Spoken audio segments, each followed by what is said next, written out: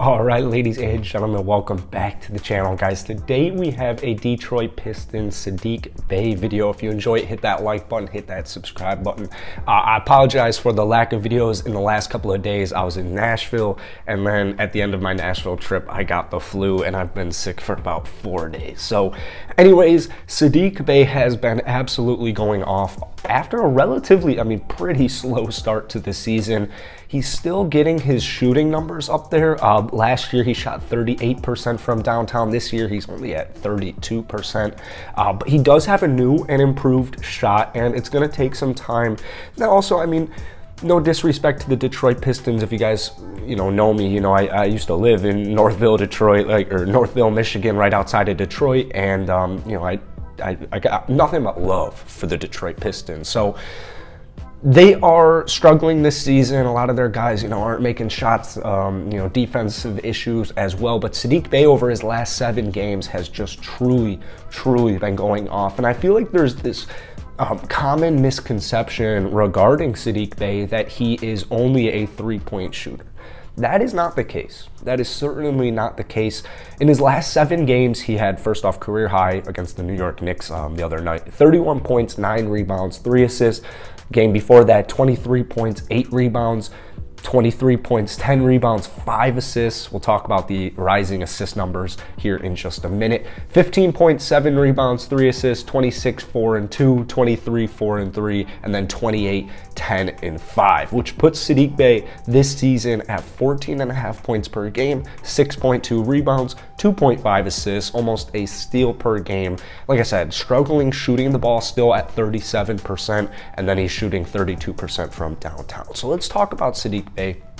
I feel like what he's been able to really kind of capitalize on this season is his body and his aggressive nature.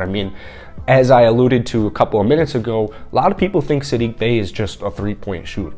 Well, at 6'7", 215, there's much more to Saddiq Bey's game than just shooting the 3-ball. And I feel like he's really been able to utilize his strength and aggressiveness, particularly in the paint.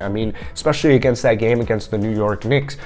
There was that one play, I'll try and put it in here. There was that one play against Taj Gibson where you just kind of it's almost like an ISO situation, one-on-one. Gets a little crossover, but Taj still, big guy, good defender. Starts working him around in the paint a little bit, and finishes with a fading away little J. So Saddiq is getting more and more comfortable with his dribble, just inside of the paint, just inside of that 3-point range, and he also is a very solid defender. Saddiq Bey, he's got the build, 6'7", 215. He definitely has the build.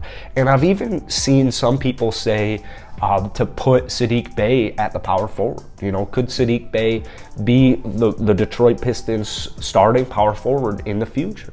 I don't think that that's too crazy. I really don't think that's crazy one bit. Like I said, 6'7", relatively small, I guess, for a power forward. But in today's NBA, that's not really that small for a power forward one bit. My Houston Rockets had freaking 6'6" PJ Tucker at center for a whole basketball season, and that was a whole headache anyways. But I've even seen some people kind of compare Saddiq Bey to Kevin Love. I don't think that they really have similar, I don't think that they look the same when they're playing the game of basketball, but I think what a lot of people are talking about is more the fact that can shoot the 3-ball, can work it in the paint, just a consistent, reliable basketball player. So, and I think this is more, the Kevin Love in Minnesota. Saddiq, moving forward, I just want to see improved confidence. Really, I think that's a big thing for, all these young Pistons players in general. When I talk about the Pistons, a lot of what I talk about is, you're in year 2 of your rebuild with Troy Weaver, who, by the way, is a phenomenal basketball mind, and the Pistons will be just fine. Even if they didn't draft Cade Cunningham, they would still be, they're still set up for the future. But right now, what they're kind of looking for is just who to build with, I would say. Who are our guys, if you want to say, quote unquote, who are our guys to build around? And with Saddiq, with Beef Stew, with Killian, with Cade, if they could just have 2 players kind of mold into stars, I think Cade Cunningham is pretty easily going to be a star. So that means, you know, Killian Hayes, who I think is better suited for, you know, long term. I think he's better suited coming off of that Pistons bench, still playing starter minutes, maybe not a Lou Williams role, because Lou Williams was a scorer, but more so that, you know, you're still playing 25 minutes, but you're coming off of the bench, maybe finishing some games. But Killian, you know, keep in mind, Killian Hayes is like 50 games into his NBA career, so it's kind of hard to even evaluate that because of his injury last year and, you know, even the injury issues this season. But if one of Saddiq Bey, Beef Stew, you know, obviously goes on further than just those two guys on this Pistons roster. But I think for Detroit, if two of these guys mold into actual stars, that's where you're going to really see just a lot of special things start to happen in Detroit for this Pistons unit. Like I said, more aggressive. You could tell Saddiq is more confident this season, and he's shooting worse this year. Like I said, he had a really, really slow, brutal start to the season, which was weird because he was really consistent all last season. I mean, he was pretty consistent for the majority of the season, but he's actually taking over 3.5 more shots this season. So I love what I'm seeing from Saddiq Bey, because when you're in these rebuilding phases, I feel like a lot of players don't really understand, like, hey, this isn't gonna last that long, so I need to really capitalize on this. All right, Detroit, we are struggling this season. We've played 33 games. We're struggling. We're not gonna make the playoffs, so we need to develop.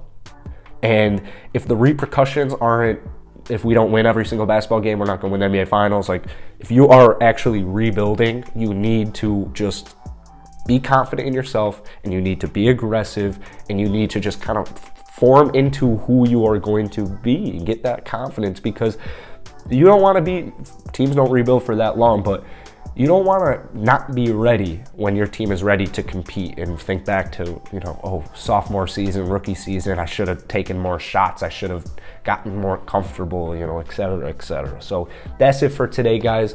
Happy New Year to you all. I'll be posting probably more videos a little later on today, but I got some errands to run. So hit that like button, hit that subscribe button if you guys enjoyed today's video, and I'll see you guys later.